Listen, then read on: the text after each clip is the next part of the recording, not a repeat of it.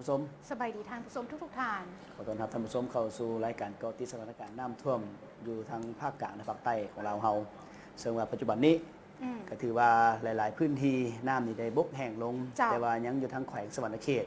ยังเป็นอีกหนึ่งแขวงที่ว่ายังได้รับผลกระทบหลายสมควรเนาะซึ่งว่าทางรายการของพวกเรากับเกาะติดมาตั้งแต่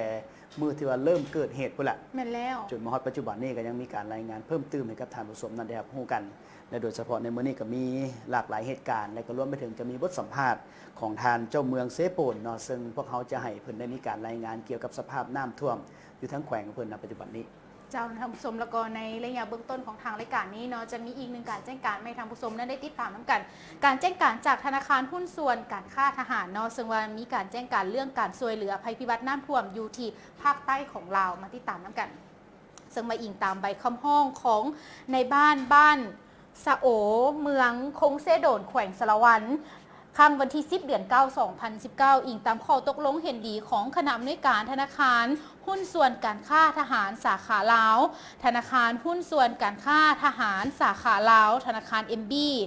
ได้จัดตั้งพนักงานลงไปให้ความช่วยเหลือภัยพิบัติน้ำท่วมอยู่ที่เขตภาคใต้ของลาวโดยมีรายละเอียดดังนี้1ก็คือสถานที่ช่วยเหลือภัยพิบัติน้ำท่วมเขตบ้านสะโอเมืองคงเซโดนแขวงสารวัน2เวลาไปช่วยเหลือภัยพิบัติน้ำท่วมแมนเริ่มตั้งแต่วันที่13จนไปฮอดวันที่15 เดือน 9 2019แล้วก็นำพาคณะนำโดยทานอัศวินศรีสุขำห้องอำนวยการธนาคาร MB สาขาลาวเนาะแล้วก็สิ่งของที่นำไปช่วยเหลือภัยพิบัติน้ำท่วมในครั้งนี้รวมมีข้าวสารน้ำดื่มยาปิ่นปัวพยาธิแล้วก็อาหารแห้งรวมมูลค่าหลายกว่า25 ล้านกีบน้ำกันเนาะที่เพิ่นได้นำไปช่วยเหลือเนาะก็ถือได้ว่าหลากหลายภาคส่วนก็ยังทยอยเครื่องที่ว่าเข้าไปช่วยเหลือพ่อแม่ประชาชนทั้ง4แขวงภาคใต้เนาะบ่ว่าจะเป็นอุ